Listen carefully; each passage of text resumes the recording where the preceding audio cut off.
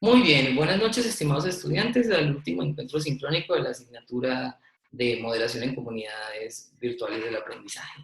En este espacio vamos a hacer un pequeño recorrido pues, por lo que ha sido las distintas actividades, herramientas, estrategias que hemos visto a lo largo de este semestre. Vamos a dar unas indicaciones en particular y vamos a evaluar desde la perspectiva pues, de cada quien, de sus grupos de trabajo y de la experiencia, pues lo que ha sido este semestre académico.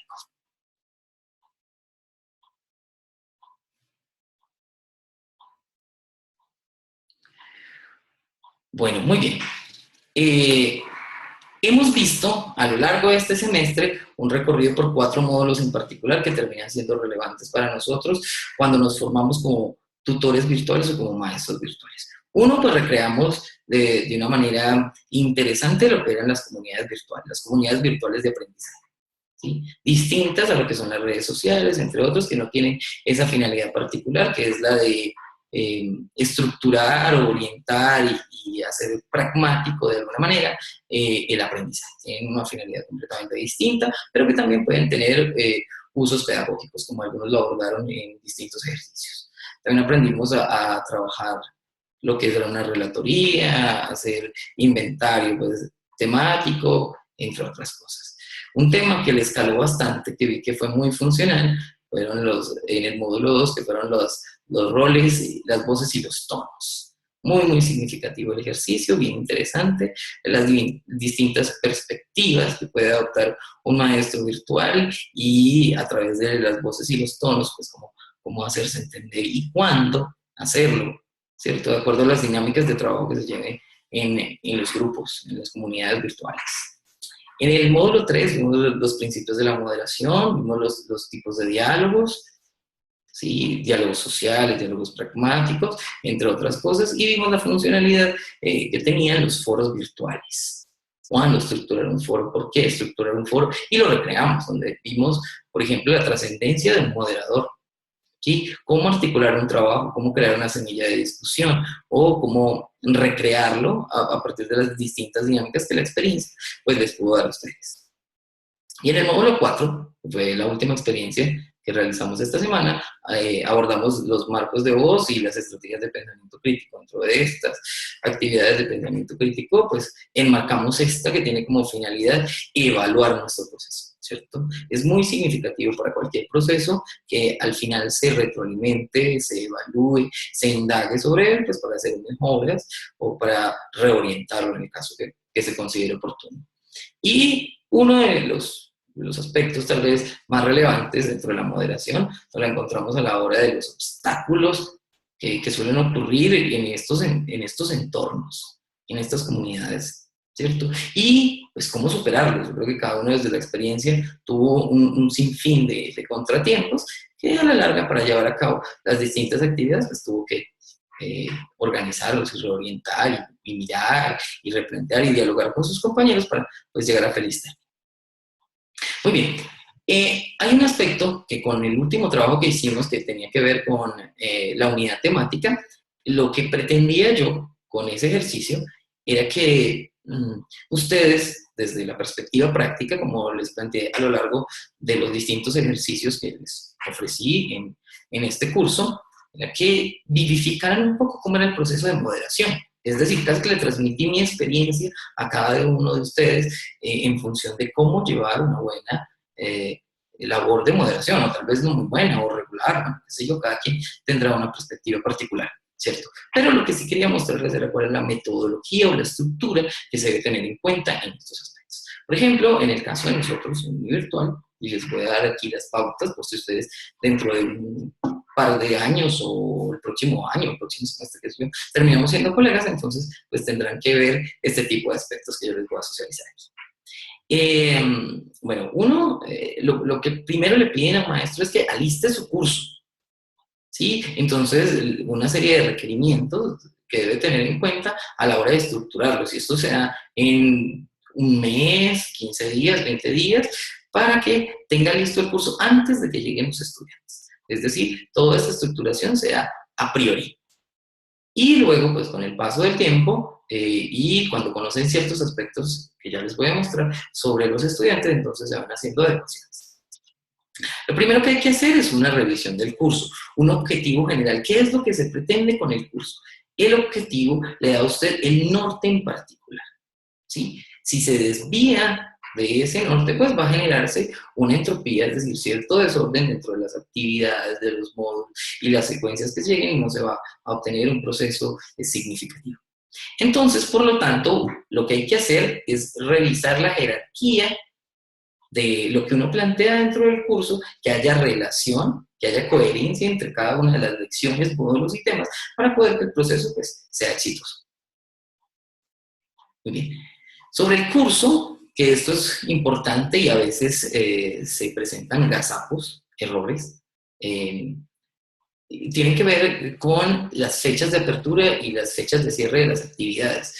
Uno tiene que estar muy, muy pendiente del módulo, cuando cierra, cuando abre, si está visible, si no está visible para los estudiantes, entrar en el modo de estudiantes. A veces hay discentes que le mencionan a uno ciertos errores, pues que uno de alguna manera no percibe. Entonces siempre tiene que estar continuamente revisando. Bien.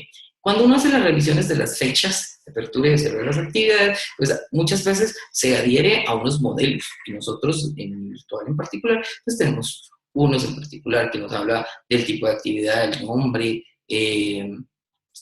una distinción que pues hace que nos genere un orden interesante a la hora de estructurar el cronograma de trabajo y la evaluación.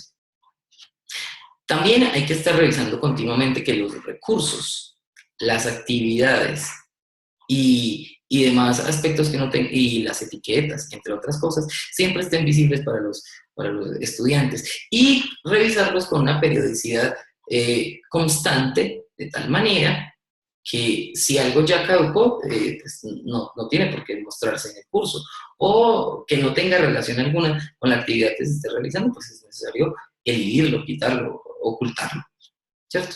Bueno, también hay que tener en cuenta dentro de la misma etapa de evaluación, de estructuración del curso, cuándo se van a realizar los encuentros sincrónicos. A esto yo había dicho que este encuentro se iba a hacer en esta fecha desde que inició el semestre. Entonces hay una proyección interesante sobre eso, lo que tiene que ver con el tiempo del maestro y el tiempo de los estudiantes. Incluso fijar las horas de estos encuentros obedece a un proceso que llevo yo hace unos años, que les he propuesto a mis estudiantes, créanme, todas las horas posibles, los días posibles, lo he hecho un domingo, lo he hecho un lunes, martes, viernes, lo cambio continuamente para lograr mayor público, pero veo que nosotros todavía estamos en camino pues de tomar este proceso de una manera distinta, visualizarlo de otra manera, para poder que veamos las cosas como diferentes y nos adecuemos a otros espacios, cosa que aquí no logro. Por ejemplo, no tengo a toda la mayoría de estudiantes, solamente unos cuantos, porque pues estarán estudiando. Incluso esa es una de las posibilidades de la formación virtual, que es la flexibilidad. Muy bien, dentro de los aspectos comunicativos que uno estructura al inicio del curso está el actualizar el perfil docente. Esa es como la hoja de vida que el estudiante puede percibir de nosotros, porque continuamente nos estamos formando, continuamente estamos buscando herramientas, métodos, estrategias, qué sé yo, que pues a la medida en que actualicemos nuestro perfil se lo podemos indicar a los estudiantes, y estos pues tendrán una imagen de nosotros, ¿cierto? Estudios de posgrado, bueno, qué sé yo. Es muy importante también trabajar el tablero. Ustedes lo vieron continuamente. Cada semana les publicaba una etiqueta distinta o les agregaba un recurso diferente, pues, para que usted pudiera dimensionar un poco las actividades que estábamos trabajando y algún anuncio en particular que se quisiera decir. Por ejemplo, ahorita hay una despedida, ¿cierto? Bueno, que les vaya muy bien, muchas gracias por compartir, bueno, en fin, ¿no? Y hay una relación entre las imágenes que allí se muestran y lo que yo quiero decir, ¿cierto? Siempre hay una sincronía, una relación, pues, bastante cercana entre lo que se dice y se muestra. El tablero es un recurso muy importante, por eso les solicitaba que hablaran de la etiqueta en uno de los ejercicios que se mostraba allí en el tablero. Y cómo nosotros tenemos que ver, por ejemplo, con tener en cuenta el asunto de la redacción a la hora de publicar en el tablero. Tenemos digamos, unas habilidades, digamos, escasas a la hora de realizar este tipo de cosas, pero que la vayamos organizando y depurando, pues para poder que nuestra comunicación con el otro sea mucho más clara, como cuando interactuamos a través del WhatsApp o del Facebook o cualquier otro. Si no somos claros con el mensaje textual, pues no nos van a entender como nosotros deseamos o queremos. Bien, la motivación a los estudiantes a realizar las actividades metodológicas, eso es otro aspecto a tener en cuenta dentro de la configuración de los aspectos comunicativos. Casi siempre, y como lo veíamos a lo largo del curso, en la estructuración de una asignatura virtual hay que tener en cuenta que se necesita de un espacio para conocerse con el otro, como en el foro somos los que estamos, y otro pues para conocer el estilo de aprendizaje de los estudiantes y hacer las modificaciones que se consideren oportunas pues, en función de los discentes que tenemos. Bien. También, pues, hay que presentarse en esos foros como maestro, ¿cierto? Hay que crear en esos primeros momentos del curso cierta empatía, obviamente a través de la formalidad, ¿cierto? Porque tampoco se puede ser tan cercano a los estudiantes, pero ni tan lejano. Hay que encontrar un término medio, por eso ustedes conocerán o pudieron percibir los que asistieron a los encuentros sincrónicos que al inicio, pues yo me muestro tal vez distinto como aparezco a través del texto o a través de los videos que les pude enseñar, ¿no? Bien. Hay unos aspectos pedagógicos y didácticos que son trascendentes, ¿cierto? Uno tiene que ver con la planificación de las actividades, que sean coherentes con las competencias, que los objetivos y la evaluación tengan relación, que sean actuales, que tengan sentido, que estén en boga, que estén validados por la academia, bueno, entre otros aspectos. La planeación de los encuentros sincrónicos es relevante. ¿Qué vamos a decir en estos momentos? Ustedes lo pudieron vivificar con una actividad pasada, donde se dividían las temáticas y a partir de allí era que cada uno profundizaba y podía exhibirle a los demás unos contenidos en particular y podía incluso moderar, que eso es realmente lo que hacemos en este curso, simular la moderación para cuando ustedes ya lo ejecuten, pues tengan ya unas nociones mucho más claras. Y también en este mismo apartado pues hay que diseñar actividades que correspondan a los diversos estilos de aprendizaje y que favorezcan la construcción colaborativa del conocimiento, razón por la cual ustedes pudieron percibir actividades de tipo individual, pero también actividades de tipo colaborativo. Y en esta instancia, nosotros nos podemos dar cuenta que lo que ahora, digamos, manda la parada, por decirlo de alguna manera, es trabajar colaborativamente. Por eso grupos de investigación, por eso nos encontramos con distintos escenarios donde vemos los aportes individuales, pero para generar conocimiento colectivo. Dentro de de todas estas dinámicas, pues es muy relevante incluir tutoriales, como ustedes pudieron vivificarlo. ¡Ay, caramba! Esta reunión terminará en 10 minutos. Bueno, voy a hacerlo lo más general posible y eso que di un buen tiempo. Diseñar actividades pues, que correspondan a los estilos de aprendizaje, incluir videos, esquemas, diagramas, es decir, que ayuden al proceso de enseñanza y aprendizaje. Bien. Y dentro de la administración del curso, tenemos que estar continuamente revisando si las pestañas que nosotros podemos percibir como administradores del sitio son las mismas que los estudiantes pueden percibir. ¿Sí? O si no, es necesario hacer los ajustes pertinentes, como ustedes lo veían cuando trabajaban con la plataforma Mil Aulas.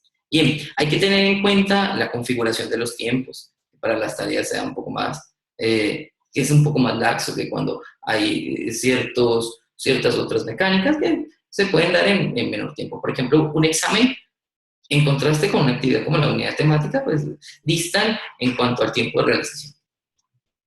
Cada diseño va en un formato, como ustedes lo pudieron apreciar, y es muy necesario aquí, en estos casos, pues citar y referenciar a tener una normativa. Nosotros utilizamos, o yo en mi caso, definí la normativa APA, que es muy común dentro de los escenarios académicos.